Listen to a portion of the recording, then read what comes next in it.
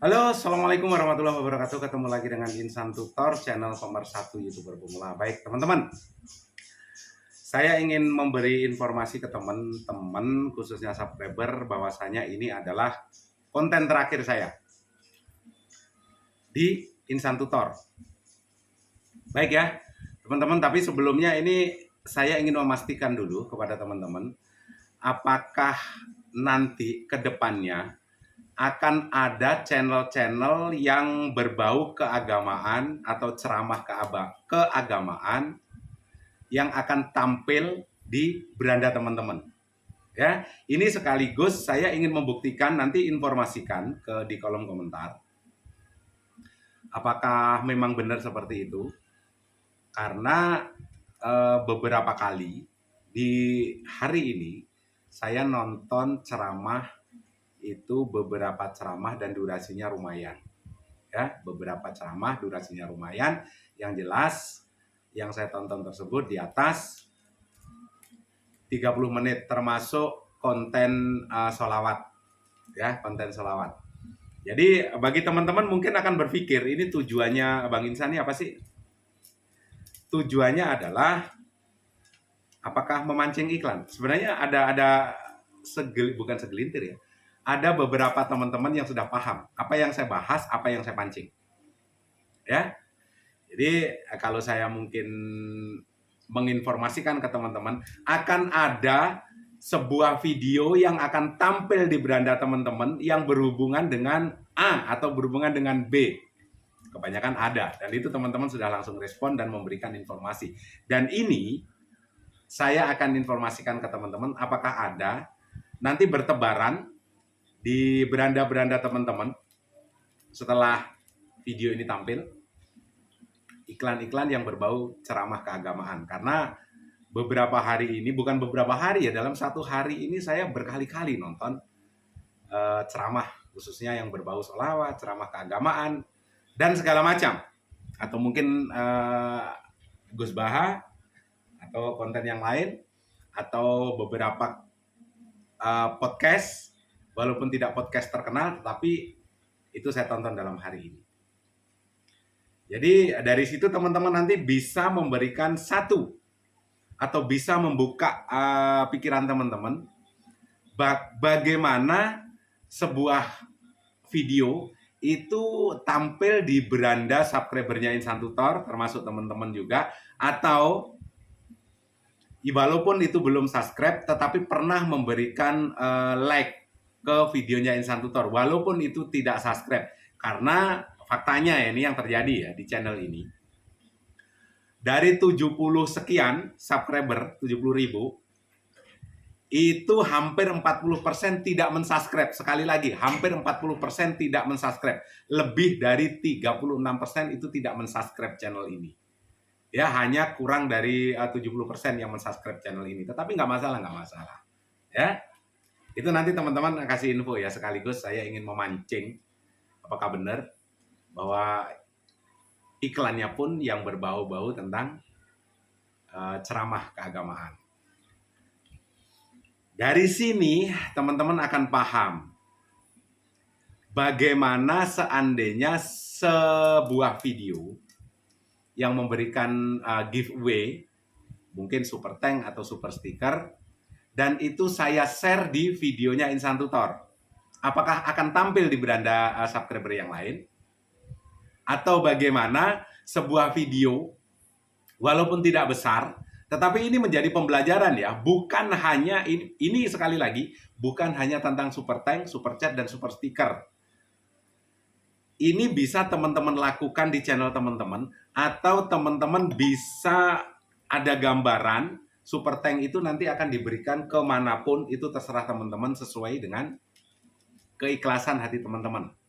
Ya, kadang-kadang kita memberikan sesuatu dan ikhlas atau tidaknya itu juga tergantung mood kadang-kadang. Walaupun sebenarnya dari segi keagamaan, itu kadang-kadang kalau misalnya kita ingin memberikan sesuatu ke orang lain, tidak harus ke Insan Tutor ya, ke orang lain, jangan ditunda bos.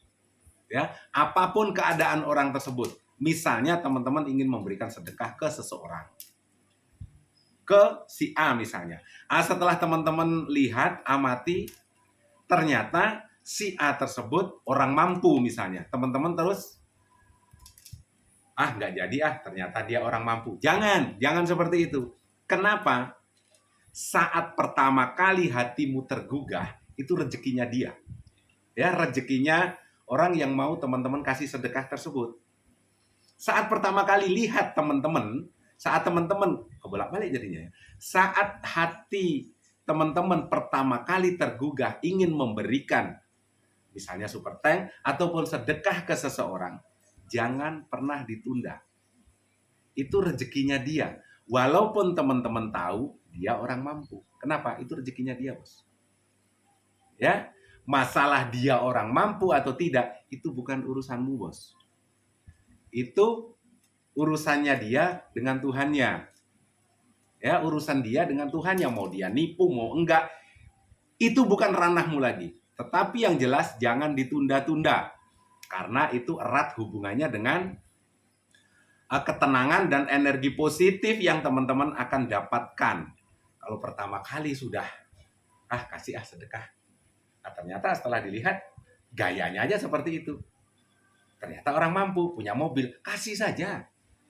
Ya kasih saja. Karena itu rezekinya dia. Di pertama kali itulah rezekinya dia. Yang kedua, kalau teman-teman sudah berpikir yang enggak, itu udah setan. Ya, udah setan yang ada di sana dan teman-teman ingin mendapatkan apa? Ingin mendapatkan pujian. Tetapi saat pertama itulah sebenarnya nilai sebuah keikhlasan. Kok kayak ahli agama, bukan ahli agama. Saya belajar dari pelajaran-pelajaran yang saya dapat. Ya, pelajaran-pelajaran hidup yang saya dapat. Ingat ya, saya ini bukan orang 100%, tetapi di setiap konten saya setidaknya itu bermanfaat bagi orang banyak dan bisa menggugah hati teman-teman bahwasanya apa yang saya lakukan juga itu adalah hal positif. Ya, karena ini saya pelajari bukan hanya setahun 2 tahun, tetapi yang berhubungan dengan keikhlasan ini puluhan tahun, Bos. Saya ini bukan orang baik, bukan terlahir dari keluarga kaya, tetapi sampai ada di detik ini, sampai saya bisa menikmati apa yang saya dapatkan ini, itu tidak lepas dari satu kata. Apa itu? Sebenarnya modal saya hanya satu, Bos. Sholawat. Cuma itu aja. Ya. Dulu saya bingung menerjemahkan ini, bingung gimana, Mas? Coba bayangkan, setiap kali sebelum saya misalnya belum sadar banget, sholat masih bolong-bolong, dulu masih sering minum, masih intinya yang nggak jelas-jelas, yang berbau setan-setan lah ya. Sebelum itu semua saya bingung, kenapa? Kok doa saya tidak pernah terkabul. Sekali lagi, kok doa saya tidak pernah terkabul. Ternyata apa yang saya alami? Saya ingat banget. Yang saat ini pun teman-teman rasakan kan seperti itu. Di saat ekonomimu sempit, di saat kamu nggak punya apa-apa, semua materi doa kalian pelajari. Doa A sampai Z yang diajarkan kalian pelajari semua. Banyak doa-doa peminta rezeki, kayak bahkan di setiap sujudmu pun kadang-kadang doa minta rezeki, doa keselamatan, banyak sekali permintaanmu. Dan kamu merasa satu pun gak ada yang terkabul sampai saat ini. Ujung-ujungnya kamu nanti pindah, Bos. Pindah apa? Pindah kamar sebelah. Kok bisa begitu? Iyalah, doamu di sini tidak pernah terkabul. Dan kamu merasa hidupmu bimbang. Ternyata yang salah kamu, Bos. Menurut saya dulu juga pernah ada di titik kegampangan hal-hal semacam ini. Masa sih? Dan akhirnya masa sih? Itulah yang membuat kegampangan dalam diri saya. Ternyata yang namanya doa itu bukan hanya di mulut. Permintaan satu aja, perbanyak doa. Tetapi kalau doa yang kalian pelajari banyak, mumet dasmu, Bos. Ya, mumet dasmu. Malaikat pun bingung. Doa minta selamat. Doa pengen kaya. Doa punya suami cantik. Doa pengen punya rumah. Pengen segalanya. Gak ada yang terkabul. Tetap aja kerja. Kerja di mana? Kerja di bangunan. Bukan berarti kerja di bangunan ini sesuatu yang rendah. Enggak. Itu halal. Ya. Tetapi ingat. Kalau ukurannya adalah kerja keras, itu membuat diri kita kaya, itu salah. Saya jadi bisa menerjemahkan ini. Kok bisa? Kalau ukurannya adalah doa, kalau ukurannya adalah kerja keras, ini adalah kaya, maka yang terjadi adalah seharusnya yang paling kaya adalah orang yang suka lembur, kerja di bangunan, berangkat pagi, kadang-kadang lembur sampai jam 12 malam. Tetapi kalau kuli bangunan atau tukang bangunan, berangkat nggak ada yang pakai Mercy, nggak ada yang pakai mobil, ya mentok sepeda motor, itu pun cicilan. Ya, ini sebagai motivasi. Tetapi itu halal dan itu juga tidak salah. Cuma persepsi yang harus kita rubah. Bukan ukurannya. Seharusnya yang kalau ukurannya itu yang lebih berhak kaya mereka. Ternyata adalah kerja cerdas dan kerja ikhlas, ya. Dan doa yang belum terkabul ternyata bukan hanya diucapkan. Perbanyak sholawat, cukup minta satu saja, selesai, semuanya akan ngikut. Ya, karena doa-doamu tersebut ada dua kemungkinan diterima atau tidak. Tetapi kalau sholawat sudah pasti dalam keadaan apapun, kamu bahagia, kamu menderita, kamu menangis, dalam keadaan apapun, itu tetap diterima. Itu tetap diterima. Tidak pernah tertolak, itu yang saya rasakan, ya. Dan mungkin ada di luar sana, ada mungkin yang mungkin ahli agama, sholawat 5.000, nanti doamu terkabul. Ya, sholawat 15.000, doamu terkabul. Kamu juga susah menerjemahkan itu. 15.000. Ada yang nyarankan 54.000. Itu dari subuh ke subuh lagi. Yang terjadi apa? Kamu terfokus pada angka, harus 15.000. Nggak ada lagi keikhlasan. Belum lagi kaki kesemutan dan segala macam, ya kan? 5.000 aja kakimu udah kesemutan. Kamu jangan bingung menerjemahkan hal-hal semacam ini. Akhirnya kamu terfokus pada angka-angka itu. Tetapi yang saya lakukan adalah tidak terfokus pada angka. Just pokoknya mau sambil duduk, sambil nonton TV, sambil masak, sambil aktivitas pun tidak hanya di bibir, tapi di dalam hati. Kalau di bibir ini untuk kepentinganmu, tapi di dalam hati malaikat pun kadang-kadang bingung menerjemahkan itu. Kenapa? Itu urusanmu dengan Tuhanmu saja. Malaikat bingung mau mencatat. Udah dicatat malaikat, tapi kalau Tuhanmu menerima, dicatat tidak diterima. Tapi kalau Tuhan mengharapkan itu diterima, malaikat pun bingung. Ya, dan perintah itu sumbernya dari mana? Dari Tuhan ke malaikat, kan itu aja. Jadi udah cukup di dalam hati. Ya cukup di dalam hati dan itu terapkan. Gampang kok bos selawat saya, itu enggak terlalu panjang-panjang yang membuat saya bingung. Apa itu bang? Shallallahu ala Muhammad. Cuma itu aja. Ya Shallallahu ala Muhammad. Cuma itu saja, sekali lagi. Dan saya rasakan apa? Itu bisa merubah hidup saya. Sekali lagi, itu bisa merubah hidup saya yang dari bajingan di awal-awalnya memang berat sekali. Tetapi faktanya sampai sekarang itu bisa merubah hidup saya, bisa merubah pemikiran saya, bisa merubah apapun yang saya inginkan. Ya, saya ingat betul dulu walaupun sholat saya masih bolong-bolong, tetapi saat mabuk pun dulu saya tetap sholat. Saya nggak peduli ocehan orang. Kalau kamu mabuk, sholatmu nggak diterima 40 hari. Saya nggak peduli itu dulu. Dulu saya nggak peduli, tapi jangan di ini ya. Mau mabuk sambil sempoyongan pun saya masih tetap sholat, bos. Ya, saya nggak tahu diterima atau enggak.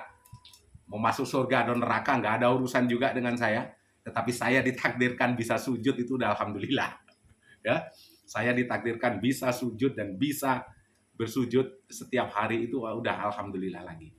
Mau neraka mau surga bukan urusan saya, cuma itu aja. Dan itu beberapa kali ya, beberapa kali. Kadang-kadang lucunya lagi, dulu saya suka minum ya, intinya mabuk dan segala macam bersama teman-teman lah. Tetapi lucu sekali. Saat itu saya sudah mendawamkan yang namanya sholawat. Cuma itu aja, lucu kan? Lucu. Karena ada pro dan kontra di dalam hati saya, masih mencari jati diri saya. Dan beberapa kali saya diselamatkan. Apa itu bang? Tahu kafe? Keluar masuk kafe dan mengkonsumsi hal-hal yang nggak boleh, ya yang dilarang, termasuk narkotika golongan A, tahulah ya. tahu. Di saat ada penggerebekan di sebuah kafe, teman-teman saya, waktu itu saya sudah OD duluan, overdosis duluan. Saya pingsan, dibawa pulang, ya, dianterin pulang ke teman-teman. Ternyata karena dia butuh waktu 2 hari, butuh waktu 2 hari untuk sadar, benar-benar sadar dan mengingat, hampir mati juga. Setelah itu 2 hari berikutnya saya dengar kabar, semua teman-teman saya yang saya ajak masuk di situ kena tangkap polisi semua, masuk sel semua, hanya saya yang selamat. Karena apa? Gara-gara OD. Tapi pikiran saya ini gara-gara sholawat. Cuma mikir saya begitu aja. Satu kali Tuhan menyelamatkan hidup saya. Ya. Terus yang kedua kali kejadian hampir serupa seperti itu juga. Kejadiannya hampir sama. Tuhan menyelamatkan hidup saya di saat teman-teman saya sampai ada yang kena 3 tahun, 4 tahun. Dulu masih hobi begini, masih hobi jogging gak jelas. Dan itu lagi-lagi Tuhan menyelamatkan saya, mau berangkat, itu belum sadar. Sudah sadar sebenarnya, ini gara-gara selawat kemungkinan Tuhan menyelamatkan saya. Yang namanya manusia, 3 bulan berikutnya sadar sebentar. Setelah itu 3 bulan berikutnya lagi kejadian, bos. Lagi kejadian. Ya. Mau berangkat, kondisi mabuk, namanya di Bali ya. Apa yang terjadi? Nungging masuk selokan. Sampai ini jahit. Akhirnya nggak jadi berangkat. Saya sendiri nggak jadi berangkat. Yang lain tetap berangkat. Terus yang terjadi apa? Ternyata di situ kedua kalinya ada ada rahasia besar-besaran, ada penggerebekan dulu, ada pemberantasan narkotika, jenis apapun itu. Ternyata teman-teman saya kebanyakan ada yang ngantongin model-model begitu dan dikonsumsi di dalam. Tetapi sebelum 2 kilo sebelum kejadian itu, saya sudah nyungsep duluan, dibawa ke rumah sakit waktu itu. Bukan dibawa pulang ya, dibawa ke rumah sakit waktu itu sampai 2 hari kalau nggak 3 hari. Teman-teman saya ada yang kena 2 tahun, 3 tahun. Berapa kali Tuhan menyelamatkan hidup saya, itu real pengalaman saya pribadi. Akhirnya saya sadar, kok Tuhan berkali-kali saya menyelamatkan hidup saya, tapi saya nggak sadar-sadar. Akhirnya saya terus lanjutkan ya, itu sudah mulai sadar sholawat. Ya cuma pendek itu aja, shollallahu ala Muhammad. Dan dalam 1 hari saya nggak tahu berapa itu saya ucapkan. Yang jelas setiap ada waktu luang, ya hanya itu saja. Ya hanya itu saja. Tidak ada doa lain saya. Karena saya takut kebanyakan doa malah malaikat pusing. Mana dulu yang mau dikabulkan, malah nggak kabul juga. Yang ada malaikat gregetan juga, mintamu banyak sekali, tapi kelakuanmu masih kayak setan, masih kayak iblis. Kan bingung. Akhirnya itu saja yang sudah pasti dan sudah jelas-jelas diterima dalam keadaan apapun. Mau percaya mau tidak, kalau teman-teman belum pernah melakukan dan belum pernah mengalami hal-hal model-model begini, kalian gak bakalan percaya. Terserah, itu urusan ya, pengalaman hidup. Yang jelas saya sudah berbagi. Jadi saya tergelitik untuk mengangkat ini ya, karena memang itu bisa menjadi pembelajaran buat teman-teman. Kalau saat ini mungkin mengalami hal-hal yang merasa kamu paling sempit, paling, kemarin sudah kita bahas ya, sempitnya tikar di rumah kamu itu lebih bagus daripada empuknya kasur di rumah sakit. Sudah kita bahas. Jadi saya lama-lama seiring berjalannya waktu, umur anak sudah ada, anak sudah makin gede, berkali-kali Tuhan menyelamatkan saya. Allah menyelamatkan saya. Masa sih saya nggak sadar-sadar? Mulai makin kencang lagi sholawatnya. Tidak saya rubah, cuma itu aja. Shallallahu ala Muhammad. Cuma itu saja. Tetapi itu posisinya masih duit masih ada segala macam. Di saat ini pelajaran banget ya. Di saat kita benar-benar mau sadar dari bejatnya 100%, kita mau sadar, punya niat mau sadar, yang terjadi apa? Bukan mudah. ya bukan mudah. Duit, rezeki, semua yang kita dapatkan dari hal-hal yang nggak benar dihabisin sampai ada di titik nol, bos. Dihabisin semua. Orang tua sakit, masuk rumah sakit, pembengkakan jantung, almarhum bapak saya ya. Mudah-mudahan mendapatkan tempat yang terbaik, Al-Fatihah. Jadi sampai beliau meninggal, habis berada di titik nol. Berada di titik nol. Tetapi saya sekarang berpikir, saya hibahkan diri saya, kalau memang hidup saya ini mau dibawa kemana, saya udah nggak peduli. Saya serahkan semuanya pada Tuhan. Intinya modal saya cuma sholawat doang. Ya terserah dah. Mau nggak makan lah, sudah. Justru disitulah muncul keajaiban. Menurut saya sih keajaiban. Teman saya yang sudah 4 tahun tidak pernah menghubungin saya, ternyata mencari kontak-kontak saya lewat Facebook. Seingat saya, waktu tahun 2003 mempunyai utang ke saya sebanyak 53 juta waktu itu. Tahun segitu. Kalau nilainya sekarang berapa? Mungkin 200-300an juta ya. Krus waktu itu. Telepon saya. Mau bayar utang. Mulailah di situ. Setelah itu banyak sekali yang datang ke saya. Jadi ada waktu itu saya punya cincin dan itu hilang. Saya beli 5 juta waktu itu. Dan hilang begitu saja. Saya nggak tahu ya, hilang begitu saja. Seingat saya waktu perjalanan mau ke Taiwan, bukan ke Taiwan ya. Waktu itu mau liburan ke Bangkok. Dan dalam hati saya kemungkinan ini jatuhnya kalau nggak di pesawat, ya di bandara, atau mungkin saya saat ke jalan di antara, pokoknya intinya dalam perjalanan lah, hilangnya itu di situ karena memang agak longgar, ya, dan itu sudah lama itu, 3 tahun 4 tahun itu hilangnya itu 3 tahun 4 tahun. Lucunya lagi, waktu itu saya mau membersihkan mobil, ya mau membersihkan mobil pribadi ya, bukan mobil sewaan ya, masih punya mobil jelek lah waktu itu, BMW tahun 2000-an lah ya, 36 lah. Tapi yang masih bagus lah. Waktu saya membersihkan mobil. Padahal mobil itu, saya memang memelihara itu lebih dari 14 tahun, Bos. Memelihara mobil itu ya. Walaupun jadul, tetapi itu kan riwayat. Dan nilainya itu loh. Makanya nggak saya jual. Saya bersihkan.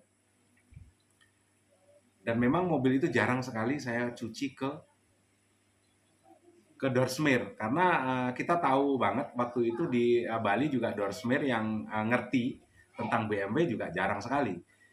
Nyuci BMW kan tidak seperti nyuci mobil Jepang ya. Kalau mesinnya disikat pakai semprotan yang ini juga elektrik, semuanya elektriknya bisa mati ya, babak belur juga kan, makanya jarang sekali saya bawa ke door smear. Dan sering saya cuci. Lucunya lagi, seperti cincin itu ketemu di situ. Padahal sudah bertahun-tahun, sudah lebih dari 3 tahun, dan itu sering saya cuci sendiri. Tetapi lucunya lagi, itu seperti ada yang melempar, Bos. Cincin ini. Seperti ada yang melempar di bawah setir. Luduk, apa ini? Jangan-jangan ada masalah ini. Setelah saya ini, dan ternyata itu cincin ada di sana. Lucu kan? Lucu. Nggak masuk akal. Ya, intinya kalau kita sudah berdoa, menyerahkan semuanya, lepaskan logika, Bos. Lepaskan logika, serahkan semuanya. Banyak yang mungkin mendebat saya, teman-teman saya juga banyak yang nggak percaya, tetapi ada beberapa yang memang tahu, bagaimana perjalanan hidup saya, dan sekarang juga alhamdulillah kebanyakan juga sudah sadar, dan sudah beberapa orang malah ada yang umroh, ya. Bahkan ada yang mendapatkan jodoh perempuannya, bekas pakai saya, ada yang perempuannya yang menikah dengan orang bule, tetapi orang bulenya mualaf dan naik haji, dan sekarang justru menjadi tokoh. Itu ada ya beberapa orang. Dan di situ satu pelajaran, saya berpikir nikmat mana lagi yang kau dustakan. Akhirnya ya itulah perubahan dari abajingannya ke seperti yang sekarang ini. Mudah-mudahan ada hal positif dan ini menjadi pembelajaran bagi teman-teman semua ya. Apa yang saya sampaikan ini tentunya adalah pelajaran real yang saya alami, dan teman-teman saya kayak mungkin yang sering berkumpul dengan saya, bagaimana saya dulu, termasuk mungkin instan tutor, tahulah kelakuan saya seperti apa. Agi Setiawan mungkin tahulah kelakuan saya seperti apa. Atau teman-teman dekat saya banyak sekali yang tahu saya ini seperti apa sampai saat ini. Ya, sampai saat ini. Mudah-mudahan ada hal positif ya. Dan kembali lagi, tadi sempat saya bilang mungkin instan tutor ini adalah konten terakhir instan tutor. Jawabannya iya. Ini adalah konten terakhir saya. Berarti sudah nggak konten Bang untuk kedepannya. Nah, ini adalah konten terakhir saya untuk hari ini. Ya, karena nanti saya tidak akan ngupload video lagi. Besok lagi. Oke? Sehat selalu. Salam buat keluarga. Wabillahi taufiq wal hidayah. Assalamualaikum warahmatullahi wabarakatuh. Sukses dan sehat selalu.